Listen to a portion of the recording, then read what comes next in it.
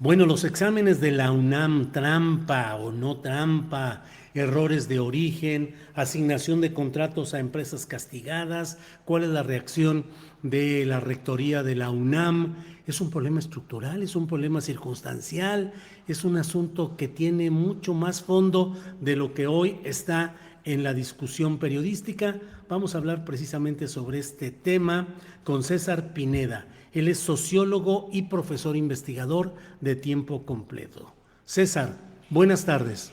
Buenas tardes, Julio. Gracias por la invitación. Al contrario, César. César, ¿qué podemos ir analizando respecto a este tema específico de los exámenes de admisión, las trampas detectadas o denunciadas, la suspensión del proceso de inscripciones y el contexto estructural de lo que son las universidades públicas y en particular la UNAM? Enrique. Me parece, Julio, que esta crisis actual del examen es la parte más visible porque es la crisis epocal tecnológica con la inteligencia artificial que también han estado viviendo en distintas formas e intensidades, pues desde Harvard, Oxford, es decir, hay una secuencia de informes que hablan de cómo los ensayos han perdido, por supuesto, eh,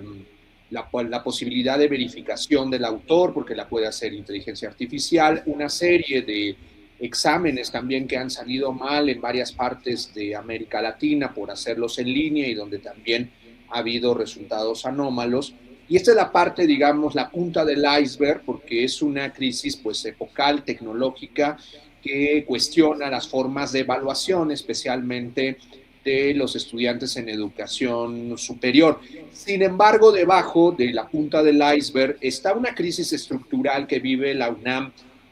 por su régimen académico laboral, por su presupuesto, una crisis pedagógica, una crisis de acceso y permanencia,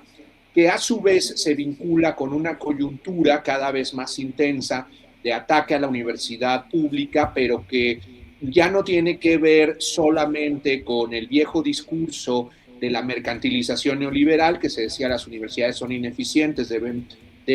pasar a un régimen de mercado, deben pagar cuotas, deben gestionarse como empresas, sino que ahora desde Estados Unidos y cada vez más ciertas derechas mexicanas replican esta cacería de woks, de wokes, del movimiento woke, que ellos afirman como si las universidades estuvieran capturadas por ideologías y en ese caso la derecha mexicana se suma diciendo pues una serie de disparates en relación a la captura de la universidad por Morena. Y por último, todo esto está inserto en una crisis general de la educación superior, ahí sí muy mexicana, que tiene que ver con la falta de financiamiento a la educación superior. Yo creo que pues sí es muy lamentable lo que ha estado sucediendo, porque el problema de que ya vivimos los profesores, tanto de la UNAM como en otros espacios educativos, sobre la convivencia en el aula con la inteligencia artificial, pues en el caso del examen se lleva a la masificación y a una serie de resultados concretos que la universidad lamentablemente se equivocó al realizar este examen en su formato virtual por primera ocasión de manera completa y que ha resultado prácticamente en un desastre. Estas cuatro dimensiones me gustaría simplemente mencionarlas, aunque no tenemos mucho tiempo para desarrollarlas, porque la gente está confundiendo también en la opinión pública, en el debate y en las redes sociales cada una de ellas. Me parece que hay que simplemente analizarlas con orígenes distintos para pensar precisamente soluciones en cada caso y también entender la problemática estructural que vive la educación superior en México. Ahora, César Enrique Pineda, lo que estamos viendo es una expresión acumulada de prácticas irregulares, si no enteramente corruptas, sí de mucha tolerancia y hasta cinismo, con trampas internas en este tipo de concursos, de exámenes, Enrique. Yo lo que diría es que, como ya han dicho otros expertos, el formato mismo de que sea digital abre la posibilidad y empuja,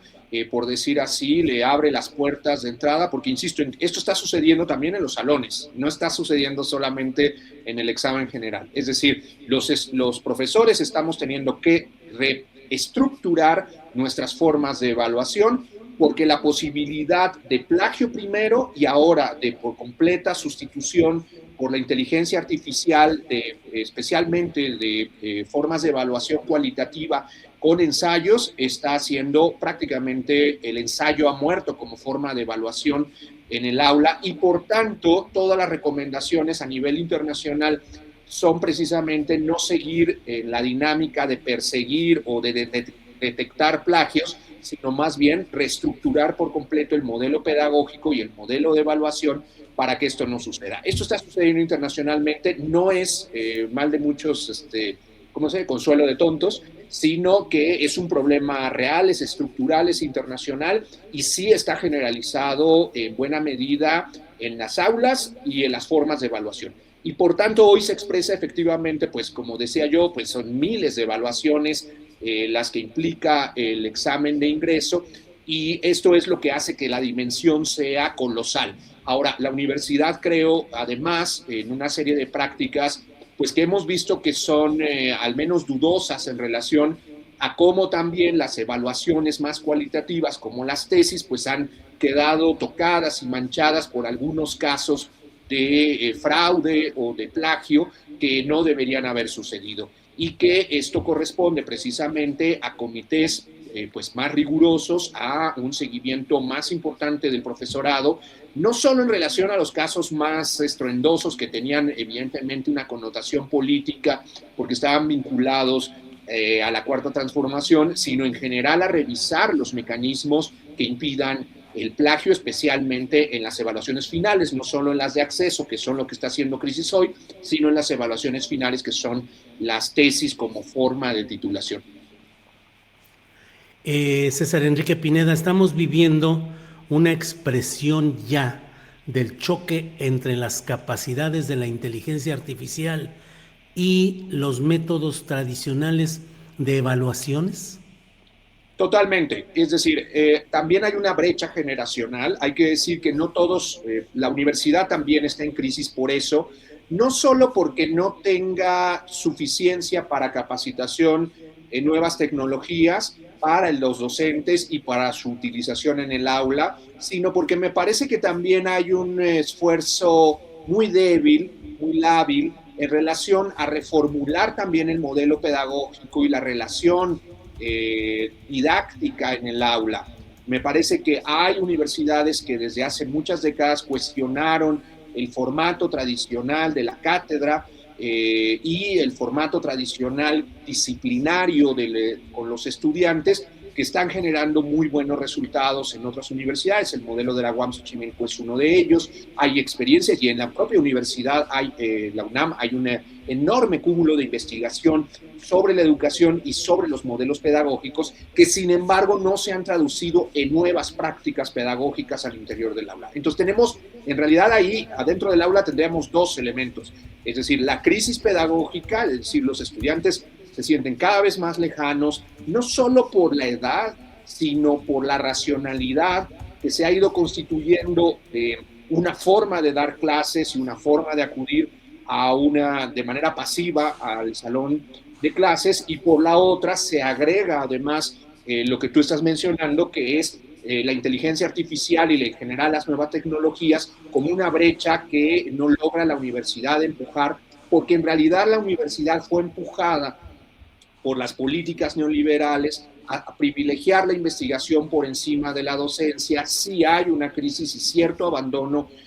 docente, donde de manera institucional hay miles de profesores que tienen un esfuerzo muy importante para poder hacer educación, pedagogía y didáctica novedosas, atractivas, actualizadas en la Universidad Nacional Autónoma de México, pero no hay un esfuerzo institucional que haga que este esfuerzo sea homogéneo, que este esfuerzo realmente llegue a cada aula en todas las facultades, en todo el sistema educativo, y me parece que ese desdén por la docencia que privilegiaron también las políticas de pago por mérito, muchos investigadores están pues a través de los estímulos monetarios están más orientados a la investigación que a la docencia. A veces a algunos profesores les parece incluso que la docencia les quita tiempo, y esto ha sido originado por una política en general del gobierno federal en los gobiernos neoliberales, y también de la universidad, que ha replicado ciertas modalidades de privilegiar la investigación sobre la docencia. Entonces creo que se cruza como brecha generacional, como brecha tecnológica, como crisis pedagógica, pero el examen, digamos, es la expresión más vistosa de una forma efectivamente que está chocando la inteligencia artificial con la universidad, con sus objetivos, en vez de ser una herramienta precisamente para fortalecer los procesos educativos. César Enrique Pineda, gracias por esta oportunidad de platicar. Voy cerrando con algo que ya lo has planteado en estos señalamientos que has hecho, pero quisiera ser muy puntual. Hay jóvenes muy brillantes, muy conocedores, muy informados, que reniegan de la educación universitaria, que no quieren estar en las aulas, que no quieren estar sujetos a la relación profesor-alumno y que rechazan la cuestión curricular, y alegan que hay una obsolescencia educativa, que no es posible para ellos estar escuchando en las aulas lo que ya fue el pasado, aunque el maestro les diga que eso es el futuro, muchas veces el pasado, y que ellos pueden estar. Estamos en una situación en la cual la educación universitaria como tal puede desaparecer o ser barrida en esta era digital. Creo que la universidad corre efectivamente un riesgo muy importante de no saber adaptarse a la nueva realidad, no solo tecnologizada, sino a las nuevas modalidades de interrelación, de conexión, de pedagogías y, digamos, de formas de enseñanza-aprendizaje. No creo, al menos está, creo, años luz,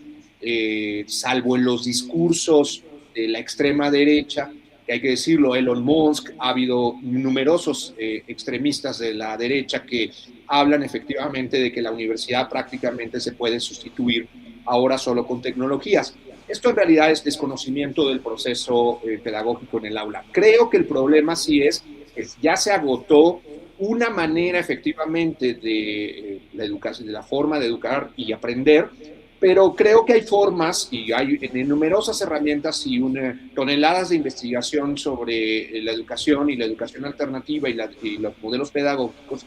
que ahora más bien al revés invitan a que regresemos al aula, pero bajo nuevos esquemas de enseñanza-aprendizaje. Lo que sí se acabó es precisamente el modelo que tú mencionas, que no solo está en crisis, sino que está empezando a morir, porque no hay forma de mantener esta dinámica entre docentes y estudiantes. Hay un informe sobre Harvard sobre un enorme ausentismo. Ese mismo ausentismo en varias universidades españolas, salió un artículo muy vistoso que corrió en muchas redes sociales en relación a una respuesta que creo que el estudiante tenía razón, en el sentido de que para qué quería acudir al aula para ver a un profesor leer un PowerPoint de hace 20 años. Esta crítica es legítima y creo que nos corresponde a los profesores asumir el reto de la reconstrucción y la reconfiguración de una relación pedagógica distinta en el aula, que está centrada precisamente en el conocimiento crítico, y que hay modelos, es decir, la necesidad de que el aula sea un espacio de diálogo y discusión y aprendizaje y entrenamiento intelectual avanzado, y no solo de memorización y repetición de datos. Porque hoy efectivamente no solo Internet, no solo la inteligencia artificial, sino las aplicaciones e incluso los influencers y otras fuentes de datos, pues aportan en mucha mejor medida, de manera mucho más atractiva, la difusión de datos. Los estudiantes no tienen que ir a aprender datos al aula, sino a entrenar en colectivo y junto con el docente el pensamiento crítico, el entrenamiento intelectual avanzado y la formación, por supuesto, de científicos sociales y científicos en general rigurosos. Bien, pues como siempre, muchas gracias César Enrique Pineda, gracias por ayudarnos a ir teniendo más puntos de referencia de lo que está sucediendo en lo inmediato con estos exámenes de admisión, pero en general con el papel y el rol de las universidades y la educación en la era digital. Gracias César Enrique. Buenas tardes, Julio. Muchas gracias. Igual, hasta pronto, gracias.